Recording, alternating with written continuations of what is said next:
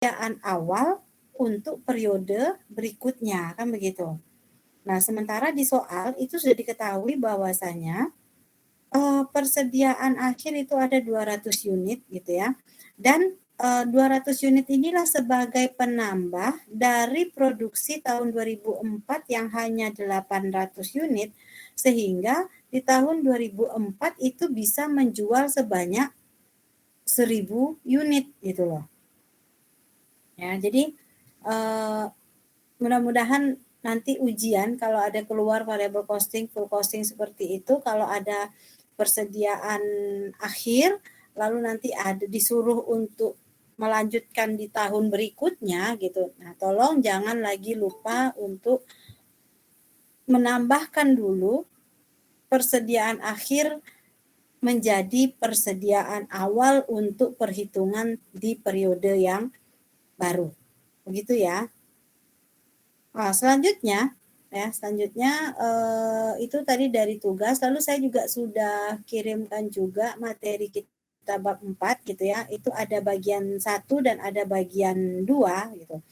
Nah, mudah-mudahan untuk malam hari ini kalau bagian 2 itu juga bisa terselesaikan, alhamdulillah. Tetapi kalau tidak, maka materi kita untuk ujian tengah semester nanti itu hanya sampai kepada bab 4 untuk bagian 1 gitu ya.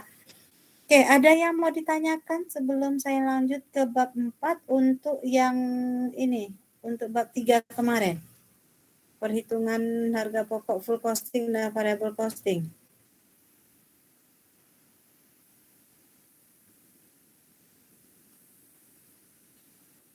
Ada yang mau ditanyakan?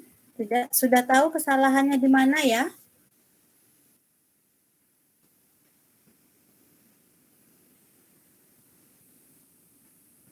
Halo? Sudah, Bu. Sudah tahu ya kesalahannya di mana? Oke, baik. Kalau begitu, nanti tolong diperbaiki untuk tugas itu gitu ya. Lalu nanti dikirimkan jawabannya melalui WA Group. Kenapa saya minta seperti itu? Saya ingin agar yang namanya latihan perhitungan itu sering dilakukan gitu. Jadi tolong nanti yang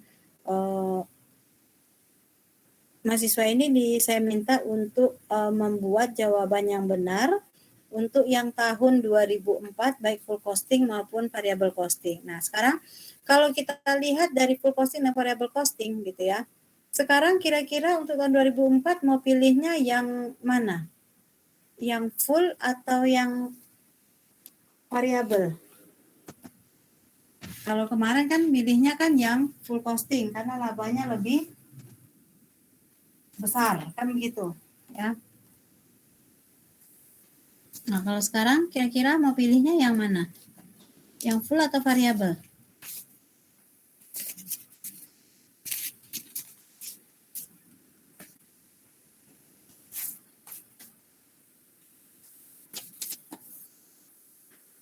Halo?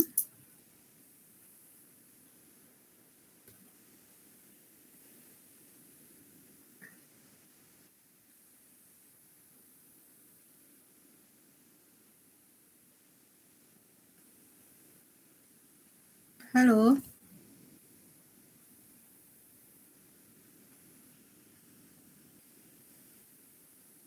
Suara saya masih terdengar?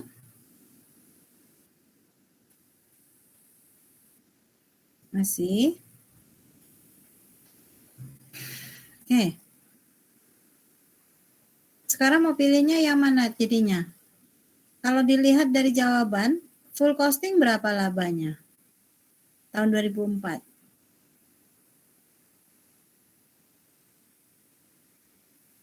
31.600, Bu. 31.600. Variable costing?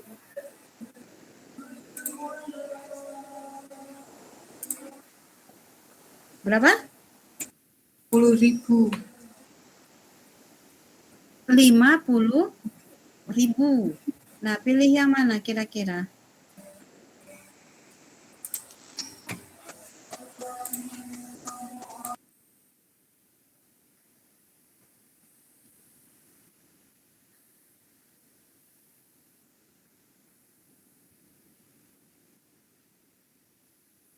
variable costing ya Bu, labanya lebih banyak Bu.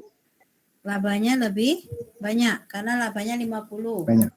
Ya, kalau yang tahun 2003 terus pilihnya yang full costing karena labanya lebih banyak juga, yaitu berapa? 30.000, sementara variable costing hanya 11.600. Oke.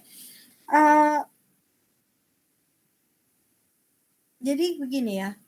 Tujuan kita melakukan penentuan harga pokok dengan variable costing ini gitu ya.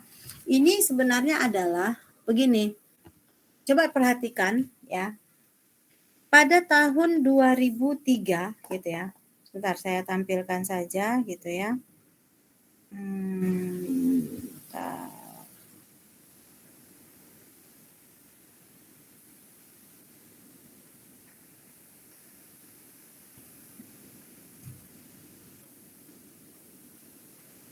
Sudah terlihat?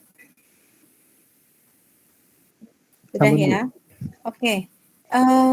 Baik. Sekarang coba kita lihat tahun 2003 ya. Laba bersihnya ini kan adalah sebanyak 30.000 untuk yang full costing. Lalu untuk variable costing itu 11.600 kan begitu ya. Nah, yang dijual berapa tahun 2003 ini? Produk yang dijual.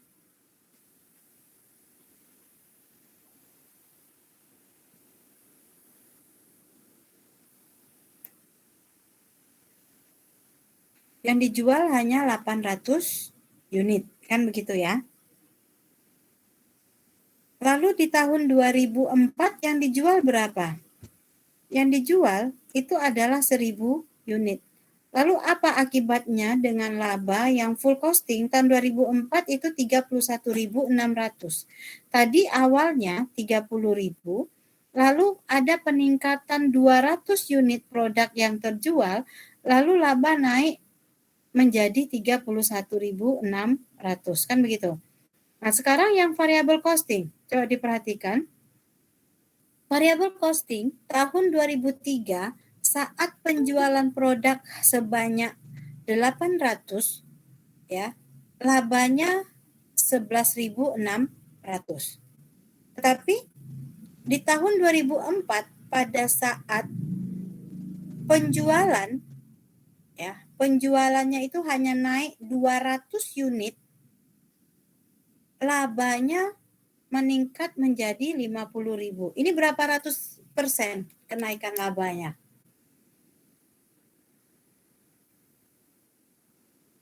400% lebih ya.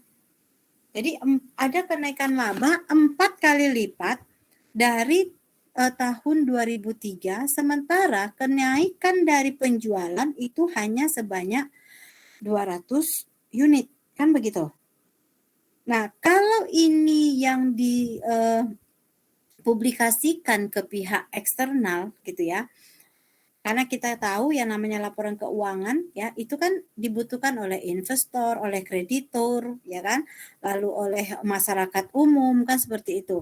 Kalau ini yang terjadi, kalau variable costing yang dilakukan yang dipublikasikan, maka ini masyarakat akan bertanya-tanya, investor akan bertanya-tanya, pemilik perusahaan akan bertanya-tanya, kenapa hanya dengan naik penjualan sebanyak 200 unit ya, atau hanya naik sekitar 25% dari tahun sebelumnya, tetapi laba meningkat lebih dari 400%.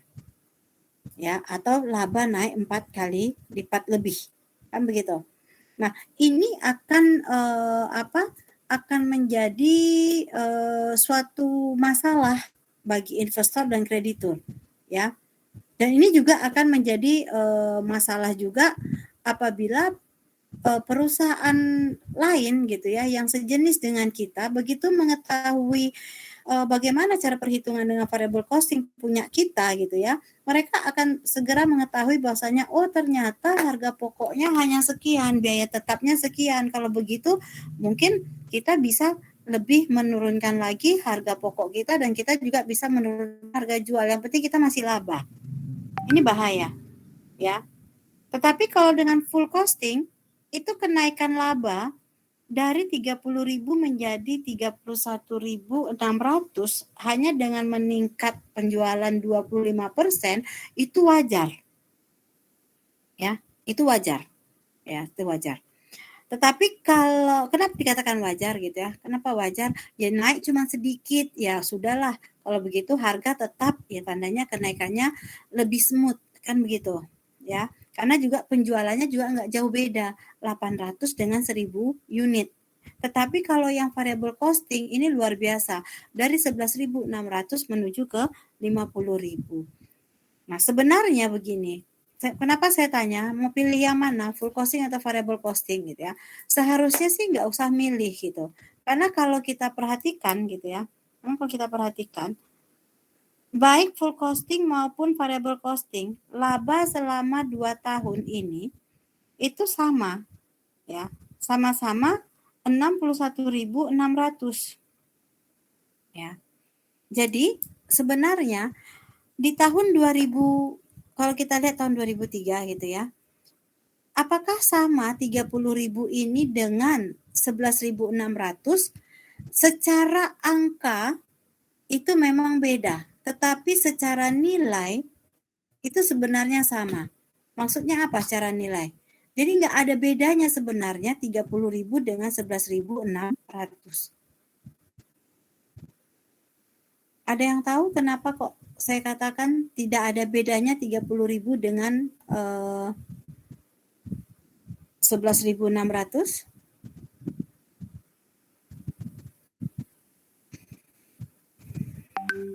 Secara angka mungkin ya berbeda, tetapi secara nilai itu sama. Ada yang tahu nggak kenapa kira-kira?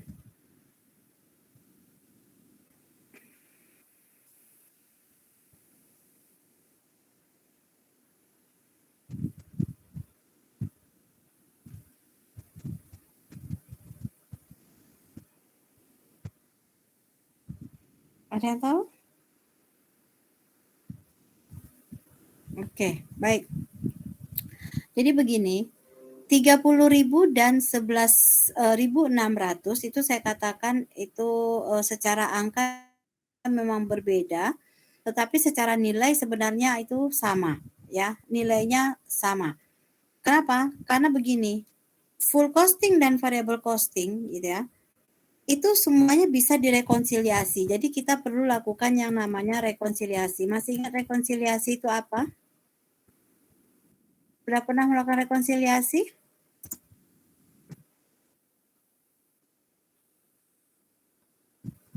Halo?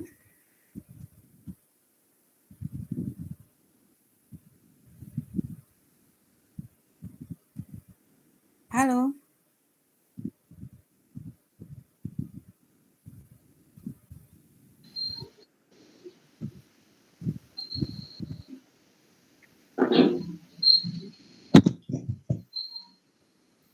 Sudah pernah melakukan rekonsiliasi?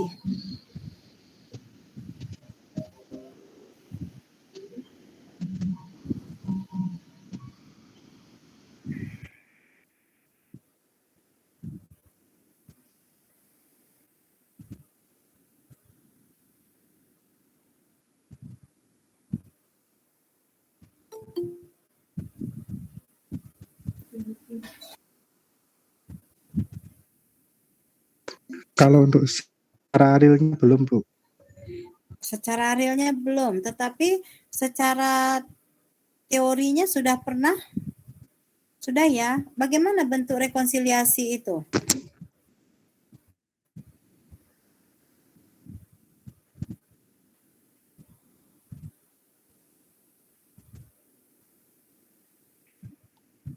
Bentuk rekonsiliasi itu kita apa namanya?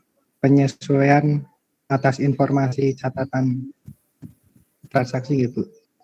Oke. Untuk menghindari terjadinya penyelewengan dana. Oke, kalau yang di akuntansi pengantar, rekonsiliasi itu kan sudah pernah dilakukan, yaitu untuk apa? Untuk menyamakan catatan kas yang ada di perusahaan dengan uang yang ada di bank, kan begitu ya? Itu rekonsiliasi, ya, rekonsiliasi kas. Jadi ada yang ditambahkan, ada yang dikurangi, sehingga nanti kas yang ada di tangan atau kas yang ada di perusahaan itu nanti akan menjadi sama dengan yang ada di bank, ya. Jadi ada mungkin cek yang beredar yang mungkin belum tercatat oleh pihak bank, tetapi bagi pihak perusahaan karena sudah mengeluarkan cek maka sudah dianggap sebagai pengeluaran pengeluaran.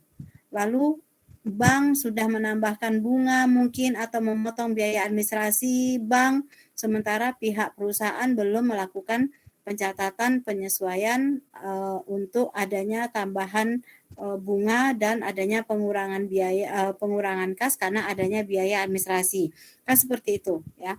Jadi di sini pun sebenarnya juga bisa dilakukan rekonsiliasi laba, yaitu rekonsiliasi laba antara full costing dengan variable costing, gitu ya. Jadi nanti akan disamakan antara full dengan variabel. Caranya bagaimana? Nah, caranya begini.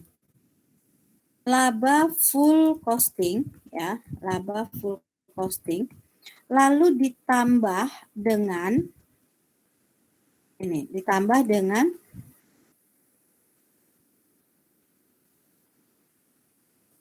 persediaan awal, ya.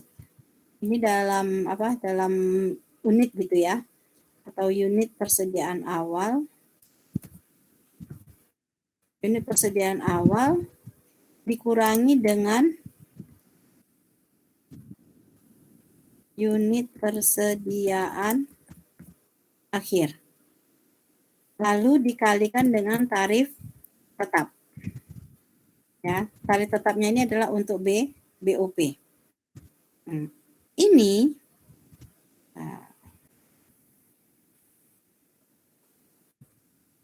Ini nanti adalah jadi laba full costing, ya, ditambah dengan unit persediaan awal dikurangi unit persediaan akhir dikalikan dengan tarif tetap, gitu ya.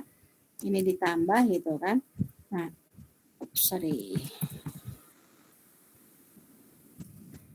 maka ini nanti akan menjadi laba variabel costing. Nih, ya.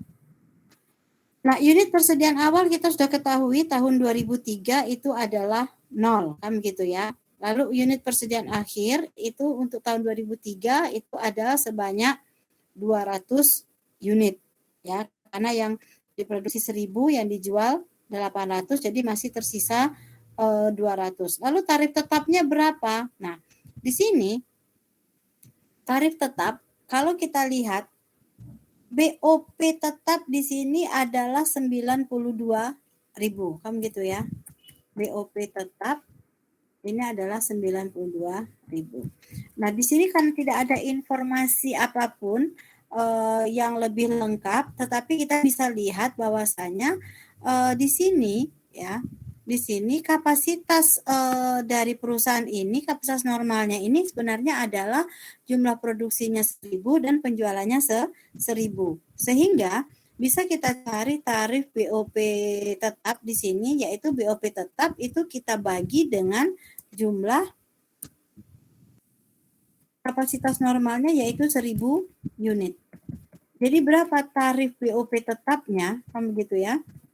Apa jadinya tarif BOP tetapnya di sini? 92, Bu. 92. Nah, sekarang angka ini bisa kita masukkan ke sini gitu ya. Mari kita lihat. Laba full costing, ya. Laba full costing berapa di sini?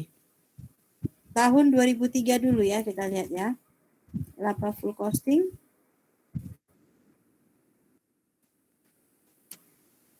Laba full costing itu adalah 30.000 kan? Nah, sekarang persediaan awal berapa?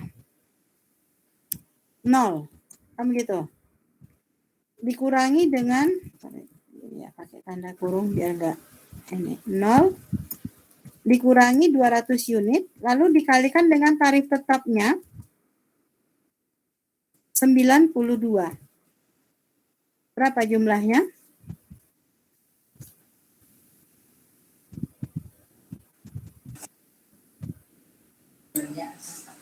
Minus 18.400 Bu ya. Oke. Minus 18.400. 400. Nah, sekarang kalau begitu jadinya berapa laba variable costing?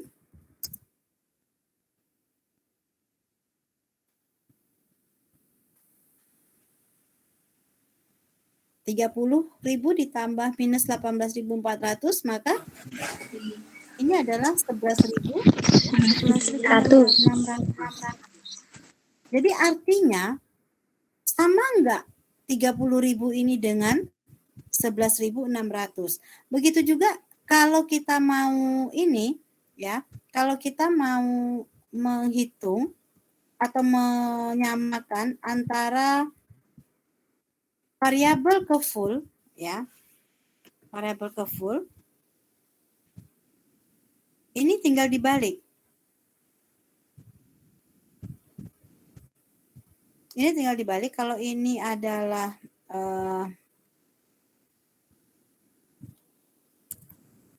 laba variabel costing, nanti akan kita samakan menjadi ke laba full costing gitu ya.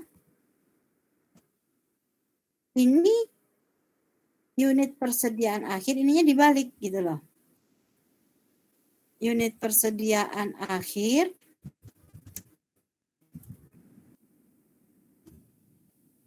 dikurangi dengan unit persediaan awal dikalikan dengan tarif tetap. Maka dia akan menjadi laba full costing. Mari kita buktikan ya. Laba variable costing berapa? Tahun 2003. 11.600. Lalu ditambah dengan persediaan akhir berapa?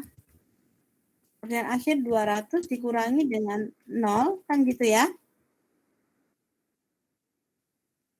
Lalu dikalikan dengan tarif tetapnya adalah 92, jumlahnya 18.400.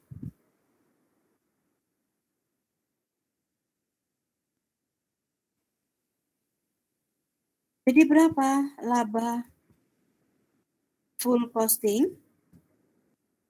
30.000. 30.000. Ini yang saya katakan tadi. Secara angka mungkin ia berbeda, tetapi secara nilai sebenarnya sama. Kenapa? Karena di sini ada persediaan akhir, ya. Karena ada unit persediaan akhir. Jadi kalau dikatakan mau milih yang mana, ya nggak usah milih karena sebenarnya angka itu tidak tidak ada bedanya gitu ya. Secara angkanya mungkin sama, tetapi nilainya itu dia sama gitu. Karena ini hanya terjadinya perbedaan angka itu hanya karena adanya persediaan akhir. Coba kalau tidak ada persediaan akhir, maka laba yang dihasilkan baik dengan full costing maupun variable costing itu akan sama. Itu. Ya. Nah, jadi ini penjelasan sedikit tentang laporan laba rugi baik full costing maupun variable costing. Nah, itu nanti bisa juga Anda lihat ya. Itu kan di materi, itu kan sudah ada saya kirimkan juga yang untuk latihan yang bulan Oktober, November, Desember gitu ya. Nah, coba nanti Anda hitung yang ini. Anda buat yang variable costing yang bulan Oktober, lalu coba Anda rekonsiliasikan laba.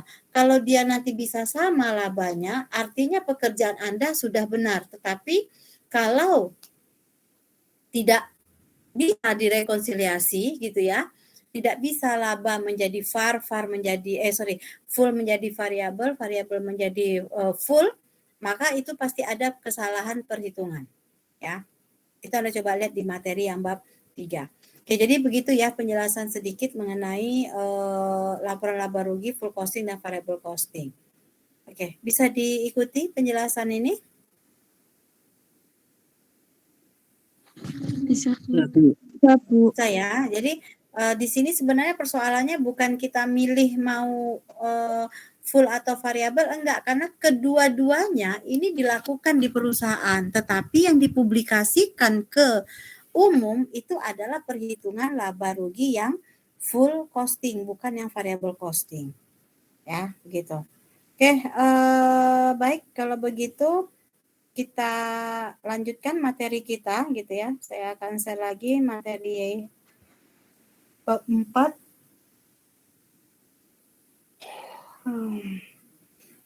Sebelumnya mohon maaf ya, saya masih belum begitu fit gitu ya, masih ini, tapi mikir juga kalau ditunda-tunda terus kuliahnya nanti juga makin lama, makanya oke deh, enggak apa-apa kita kuliah hari ini. Sebenarnya sama dokter belum boleh gitu ya, karena setelah 30 tahun lebih saya ini mengalami gangguan jantung dari kecil, baru kemarin ini saya kok anfalnya sampai pingsan gitu. Jadi saya juga nggak tahu ada apa gitu ya, kenapa kok bisa sampai seperti itu. Makanya dokter nyarankan udah recovery dulu, istirahat total, bed rest, nggak boleh kemana-mana, tetapi aktivitas ringan sudah boleh dilakukan, jalan pagi sudah boleh, tetapi tidak boleh terlalu lama gitu. Oke, kita masuk ke bab 4, sudah kelihatan ya? Sudah, Bu. Sudah, Bu. Kita lihat bab 4 ini adalah mengenai peranan dan dampak analisis dari biaya, volume, dan laba. Ya. Nah, kalau kita lihat di sini gitu ya, peranan dan dampak analisis biaya, lalu ada volume, lalu ada laba.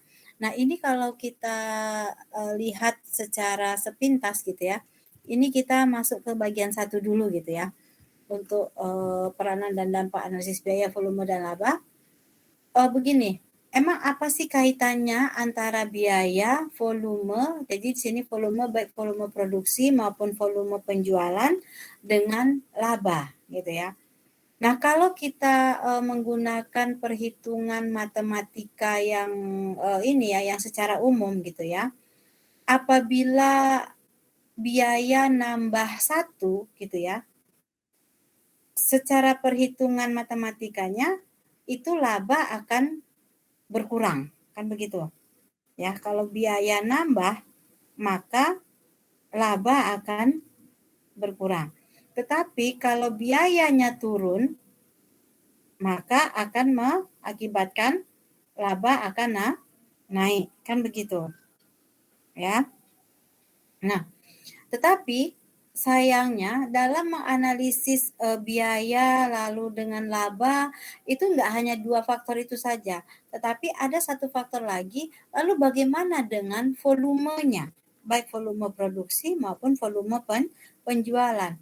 Karena begini, di dalam dunia pemasaran gitu ya, dalam dunia pemasaran, perhitungan untuk pemasaran itu biasa begini, naik biaya untuk promosi, naiknya hanya sedikit misalkan begitu ya, tetapi bisa mengakibatkan laba yang akan dinikmati oleh perusahaan itu bisa meningkat dengan signifikan. Kenapa? Karena bisa saja dengan adanya promosi ini, maka volume penjualan itu bisa naik gitu ya, bisa meningkat berkali-kali lipat. Kenapa bisa meningkat? Karena dengan kita mempromosikan, masyarakat lebih banyak mengenal produk kita, sehingga tidak tertutup kemungkinan masyarakat ini juga akan membeli produk kita, sehingga peningkatan penjualan naik secara signifikan. Padahal biaya promosinya mungkin sedikit, tapi itu juga bisa terjadi sebaliknya gitu ya.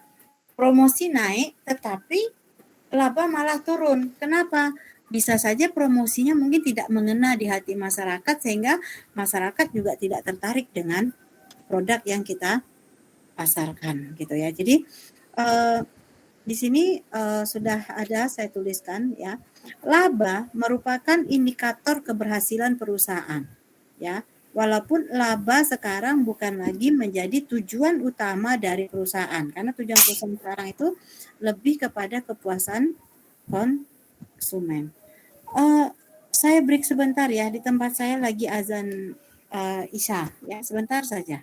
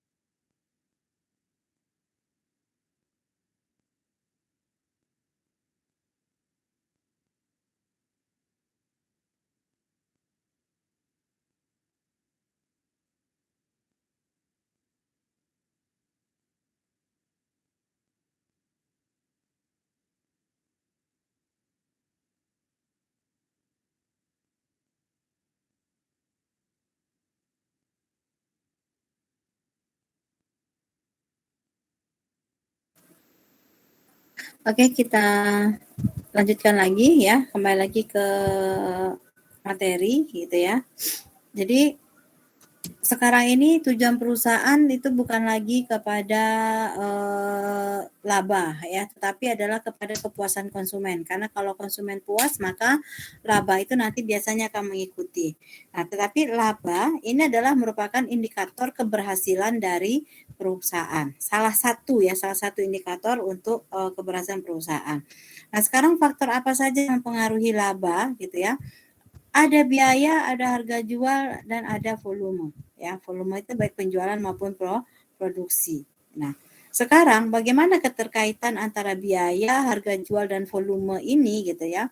Nah, untuk bisa memanfaatkan informasi tentang biaya, harga jual, dan volume seperti itu ya, maka kita perlu melakukan analisis terhadap faktor-faktor ini yang nanti kaitannya ini adalah berguna untuk perencanaan laba.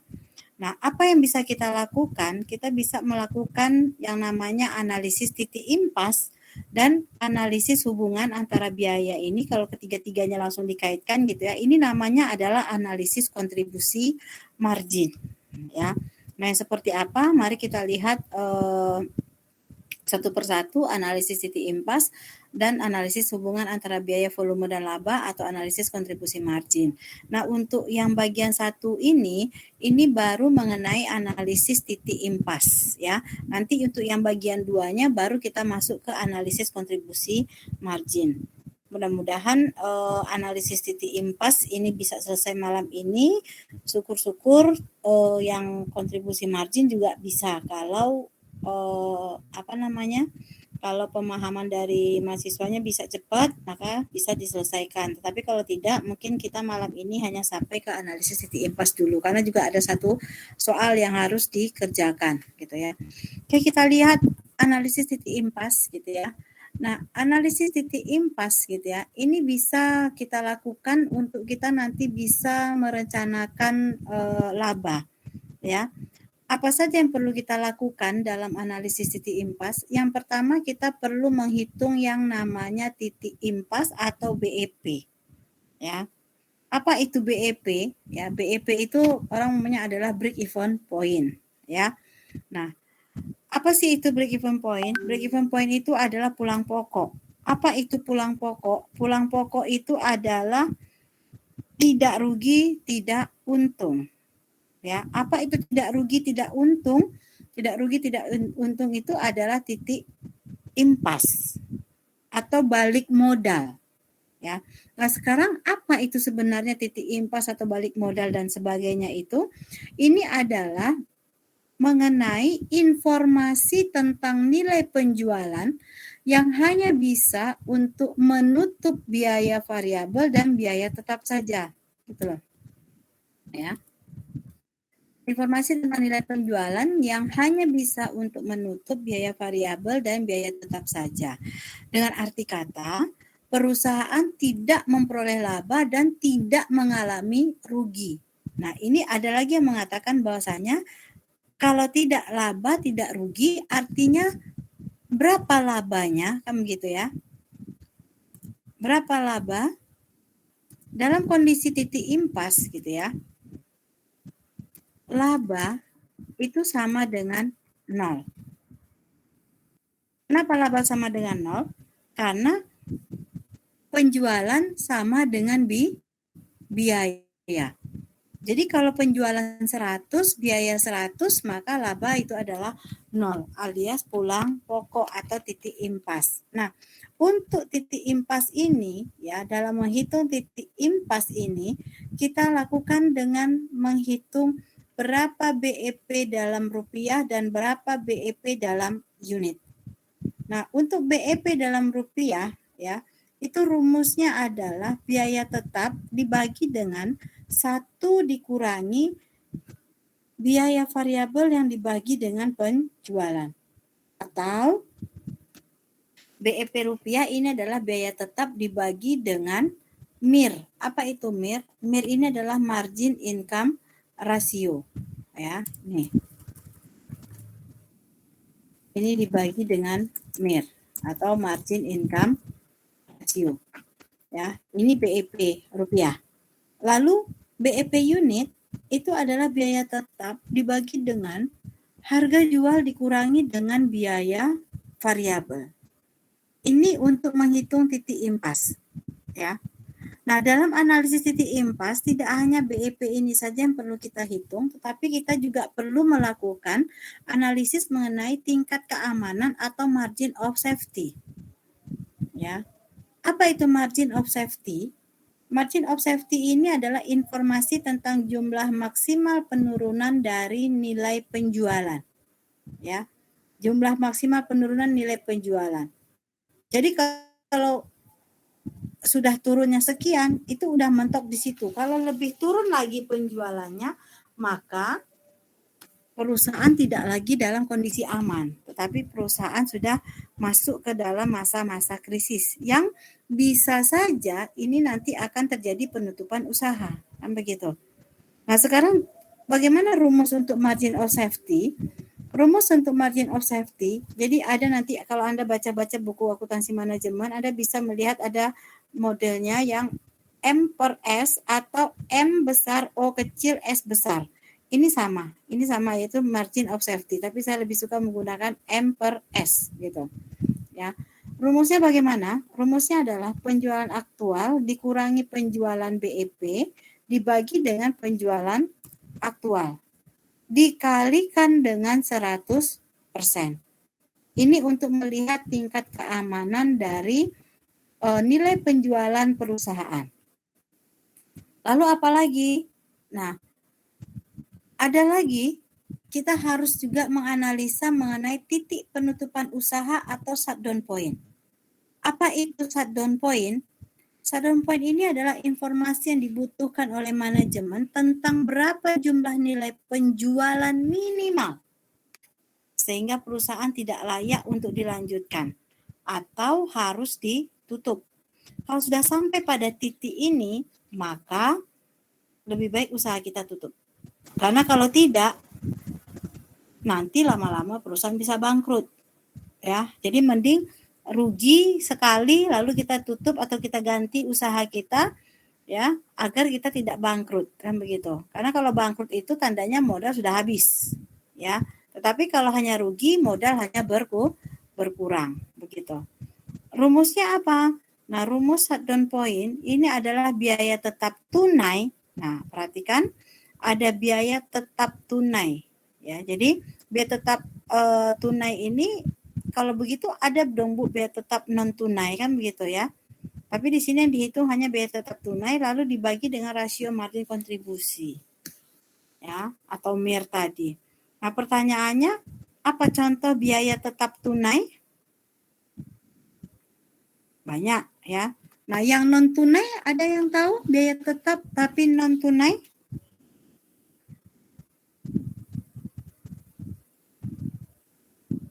Dia tetap dikeluarkan, tetapi dia tidak tunai.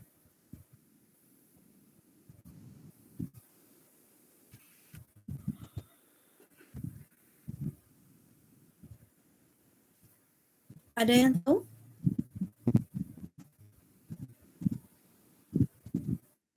Halo.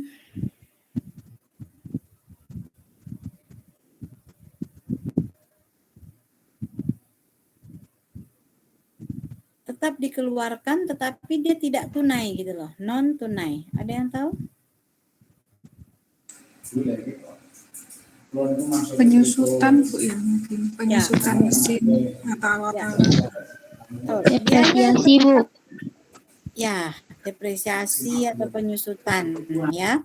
Itu adalah biaya tetap yang dikeluarkan setiap tahunnya, tetapi dia tidak tunai. Ya, jadi nanti kalau ada informasi biaya depresiasi, maka biaya tetap ini harus dikurangi dulu dengan depresiasi atau penyusutan tadi. Itulah yang dilakukan untuk perhitungan shutdown point, ya. Jadi di shutdown point biaya tetapnya adalah yang tunai dibagi dengan rasio margin kontribusi. Nah, selain itu dengan analisis titik impas ini kita juga bisa melakukan perhitungan kalau kita menginginkan laba tertentu, ya, laba yang diinginkan, ya. Bagaimana rumusnya? Rumusnya adalah diambil dari BEP tadi, ya, baik rupiah maupun unit. Nah, dari rumus BEP itu ditambahkan dengan I, ya. I itu apa? I ini adalah laba yang diinginkan atau income gitu ya. Kalau berapa sih perusahaan inginkan laba? Kalau dalam kondisi BEP kan laba 0. Tetapi kalau dalam kondisi berapa income yang diinginkan, tentu saja laba tidak lagi menjadi 0, kan begitu, ya.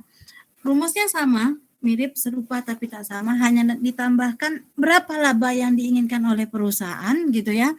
Maka nanti akan diketahui berapa sebenarnya penjualan kita, lalu berapa unit yang harus kita jual agar kita bisa mendapatkan laba sesuai dengan apa yang kita inginkan gitu ya.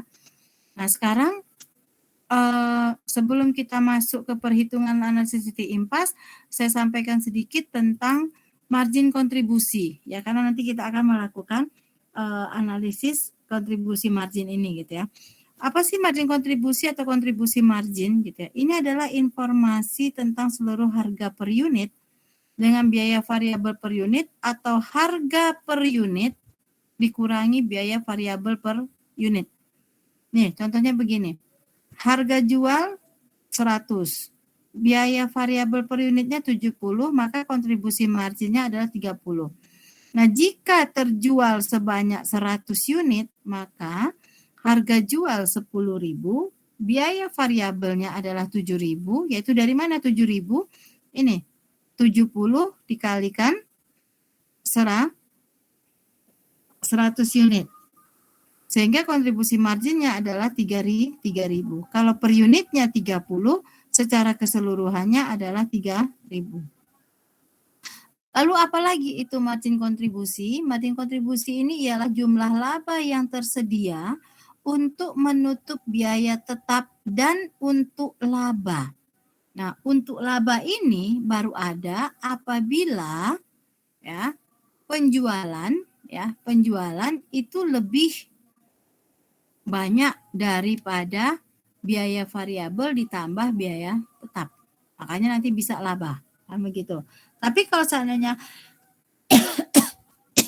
penjualan sama dengan jumlah biaya tetap dan biaya variabel, maka kondisi impas alias laba 0, begitu.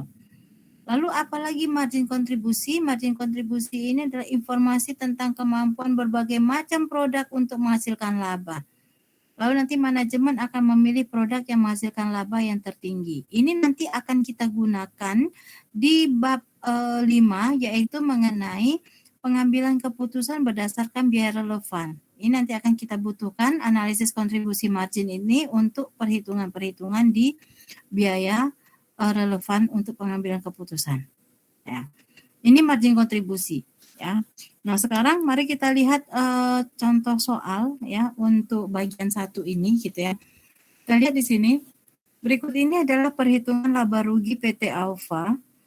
Analisalah dengan menggunakan analisa titik impas ya dengan catatan biaya tetap terdiri dari biaya tunainya 80 dan non tunai 20. Lalu jika perusahaan menginginkan laba 150, berapa produk yang harus dijual? Kan begitu. Nah, sekarang kita lihat dulu ilustrasinya. PT Alfa ini saat ini sudah mendapatkan laba sebanyak 100. Ya. Sudah mendapatkan laba sebanyak 100. Sementara perusahaan menginginkan laba 150. Berapa produk yang harus dijual, kan begitu ya. Nah, ini kita coba dulu analisis semuanya, baik dengan BEP unit, BEP rupiah, lalu margin of safety, shutdown point, sampai dengan nanti laba yang diinginkan 150 ini. Ya, kita lihat ilustrasinya. Saat ini sudah terjadi penjualan itu sebanyak 100 unit. Harga jualnya adalah Rp5. Biaya variabelnya itu adalah Rp3, sehingga kontribusi margin per unit ini adalah Rp2, yaitu 5 dikurangi 3. Kalau jumlah keseluruhannya, ini kontribusi marginnya adalah 200, yaitu dari 500 penjualan dikurangi dengan biaya variabel 300, ketemulah kontribusi margin 200. Lalu biaya tetap 100, perhatikan biaya tetap ini 80-nya adalah tunai, 20-nya non tunai. Karena biaya tetap 100, maka laba adalah 100. Ingat tadi katanya kontribusi margin itu tersedia untuk biaya tetap dan laba. Nah, kalau kita lihat rasio, perhatikan, penjualan ini 100%, biaya variabelnya itu adalah 60%. Sehingga kontribusi marginnya 40%. Ya. Sudah sama 100%, 100%. Nah, yang 40% ini pecah. 20% untuk biaya tetap dan 20% untuk laba. Jadi jangan dihitung keseluruhan ya. Kalau dihitung keseluruhan di sini nanti kesannya ini lebih dari 100%. Tetapi sebenarnya sama, yaitu biaya variabel 60% ditambah biaya tetap 20, laba 20, maka 100%. Atau biaya variabel 60 tambah kontribusi margin 40, maka totalnya adalah 100%. Nah, sekarang Mari kita hitung analisa titik impas dengan menghitung BEP unit rupiah, margin of safety, shutdown point, dan laba yang diinginkan. Ya, nah kita lihat di sini untuk penyelesaiannya, gitu ya. Untuk BEP rupiah itu biaya tetap dikurangi dengan MIR katanya gitu ya, atau margin income ratio, yang mana rumusnya adalah 1 dikurangi biaya variabel dibagi dengan harga jual. Kita lihat berapa biaya tetap dari soal sudah diketahui 100. Lalu MIR-nya berapa? Nah, ini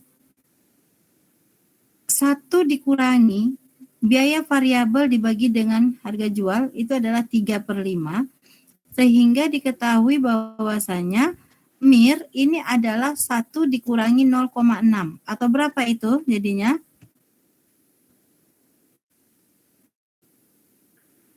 (0,4) alias berapa?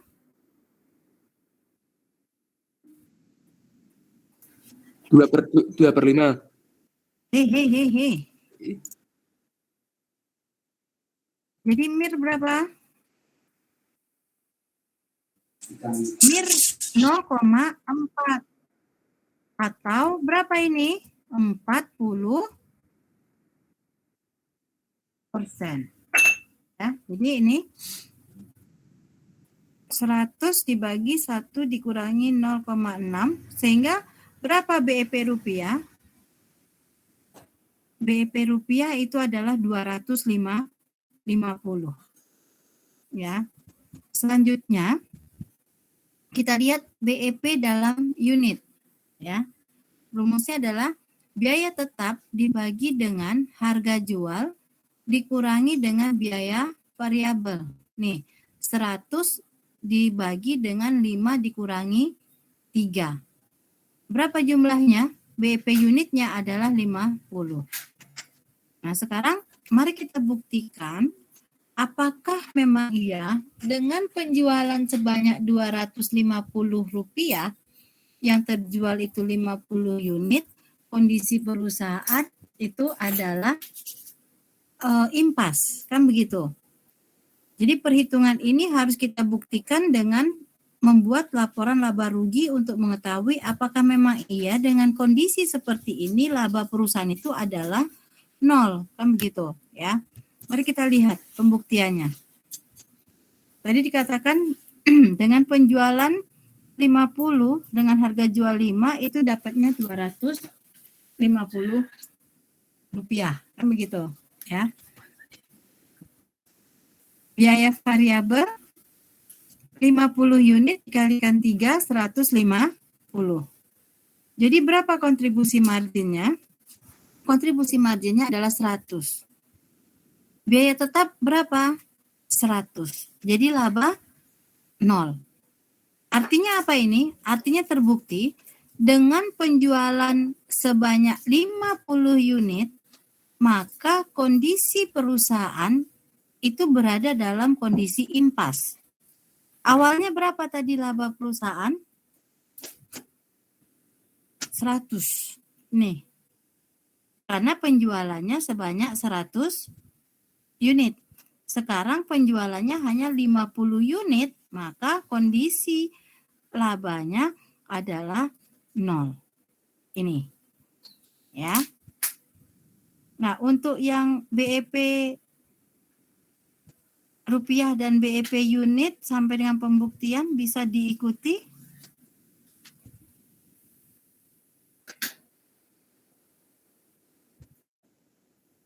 Bisa, Bu. Bisa ya? Tidak sulit ya. Oke.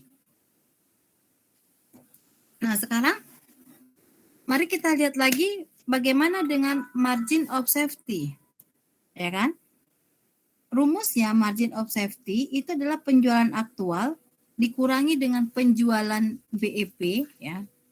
Ini saya tambahkan dulu tulisannya. Penjualan BEP dibagi dengan penjualan aktual kali 100%. Ini. Nah, yang mana itu penjualan aktual? Kan gitu ya. Penjualan aktual ini adalah ini dari ilustrasi tadi. Penjualan sekarang ini sudah dapat dicapai oleh PT ini Rp500. Ya. Lalu penjualan BEP sudah kita hitung juga, yaitu sebanyak Rp250. Angka inilah yang kita masukkan ke dalam rumus untuk margin of safety, yaitu untuk tingkat keamanan dari perusahaan. Nih, penjualan aktual 500 dikurangi dengan penjualan BEP 250 gitu ya. Lalu dibagi dengan penjualan aktual 500 kali 100%. Maka ketemulah margin of safety-nya ini adalah 50%. Ya. Di sini juga sudah saya tulis, artinya penjualan maksimal yang boleh turun agar perusahaan masih dalam kondisi aman atau impas itu adalah sebanyak 50%. Ya. Analisanya bagaimana? Begini. Tadi awalnya penjualan sudah terjadi sebanyak 100 unit. Lalu katanya kalau dalam kondisi impas itu boleh turun maksimal 50%. Nah kalau gitu boleh turun berapa unit? Nah 50% kali 100 unit tadi yang terjual yaitu berkurang 50 unit, maka penjualan minimalnya adalah 50 unit. Tapi kalau penjualannya turun sampai dengan misalkan 70% atau 60%, maka perusahaan tidak lagi berada dalam kondisi impas gitu. Ya. Ini buktinya mana? Buktinya sama yang tadi karena penjualan hanya 50 unit. Nah, ini untuk margin of safety. Jadi kalau penjualannya turun sampai dengan 50%, maka perusahaan masih kondisi aman karena dia berada dalam kondisi impas, kan begitu. Ya. Nah, ini untuk margin of safety. Bisa diikuti penjelasannya margin of safety sebelum kita masuk ke shutdown point?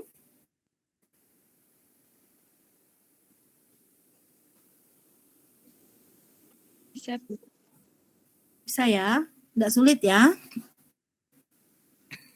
Kalau diikuti step by step-nya, insya Allah tidak ada yang sulit. Oke, ini margin of safety. Nah, sekarang bagaimana dengan shutdown point? Ya, kapan perusahaan akan harus ditutup gitu? Ya.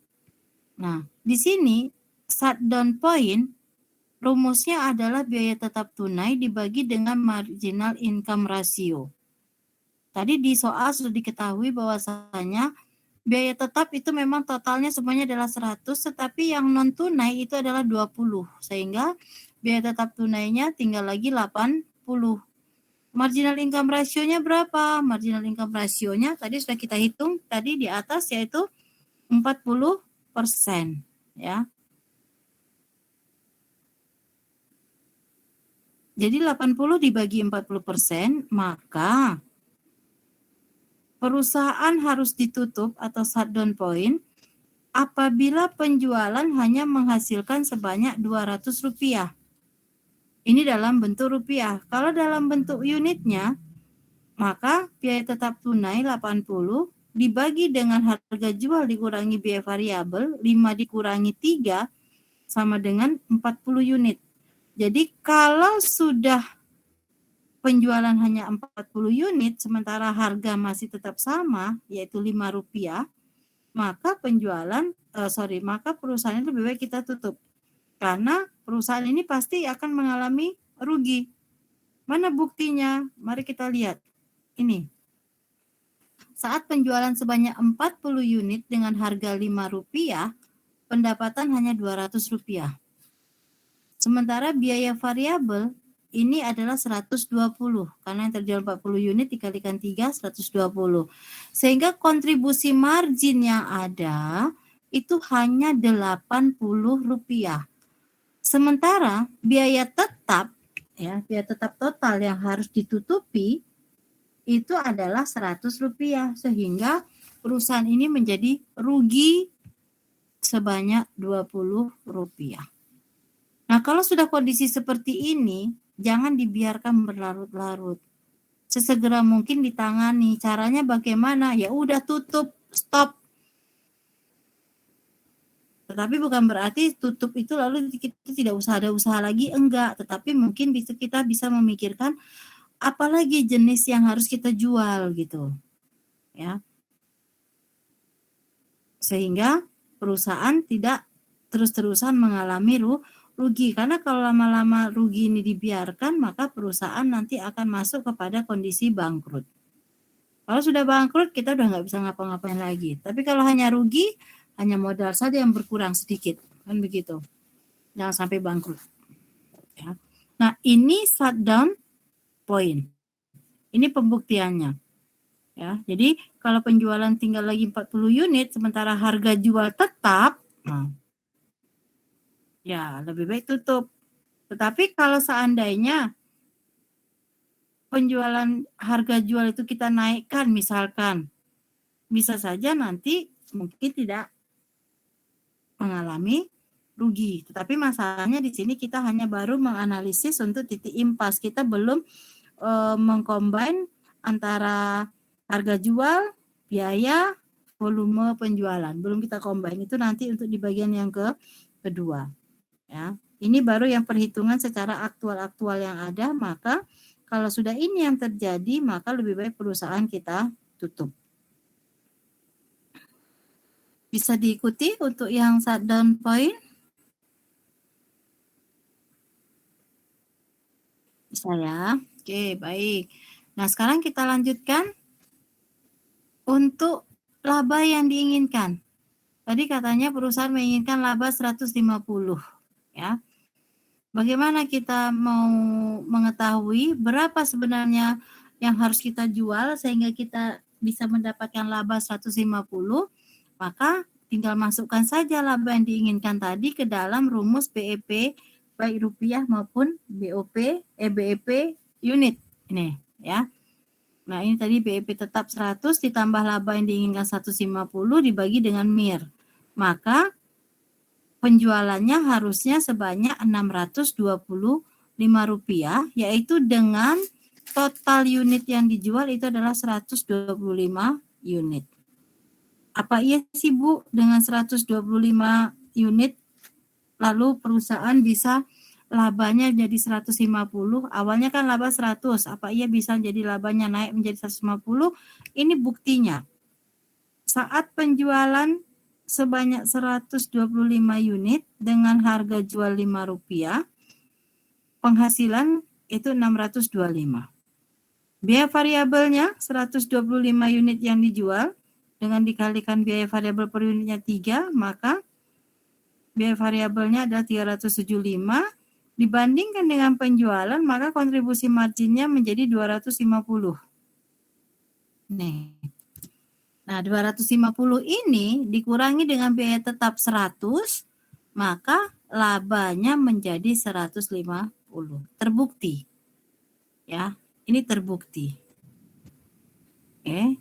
Nah, bisa diikuti untuk laba yang diinginkan?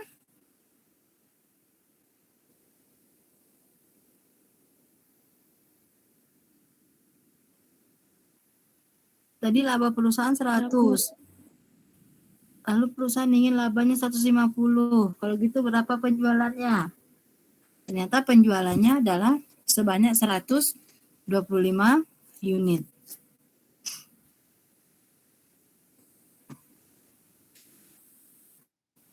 Oke, bisa diikuti?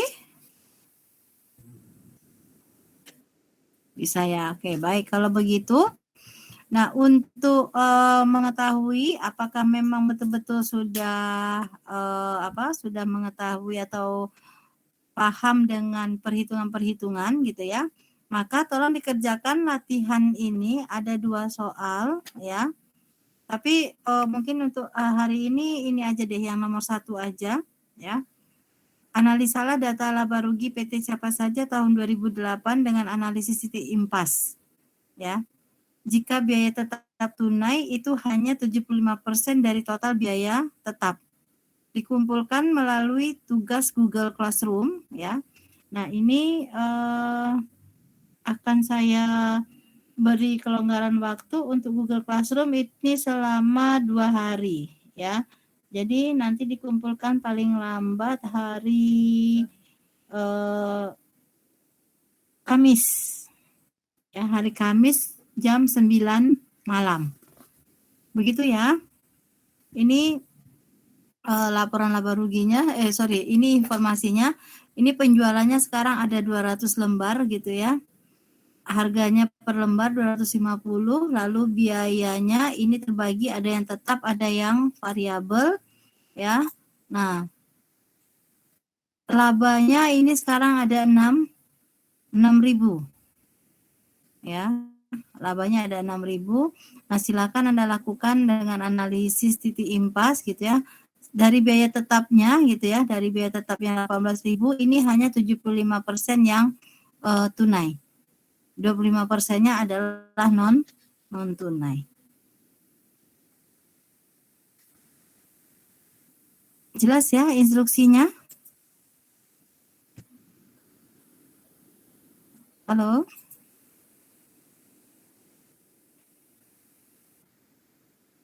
Jelas ya? Oke, baik. Kalau begitu, untuk pertemuan berikutnya, kalau begitu kita sudah langsung masuk ke UTS gitu ya. Nah, untuk UTS ini, silakan Anda pahami lagi mengenai pemisahan biaya semi variabel untuk yang least square, lalu perhitungan full costing, variable costing, dan analisis titik impas. Soalnya nanti ada 3 ya. Silakan Anda nanti milihnya 2 dari 3 soal yang diberikan. Ya. Jadi ada 3 soal. Satu adalah mengenai analisis titik impas, lalu yang kedua mengenai full costing, variable costing, dan yang ketiga itu nanti adalah mengenai pemisahan biaya semi variabel, fokus saja ke least square.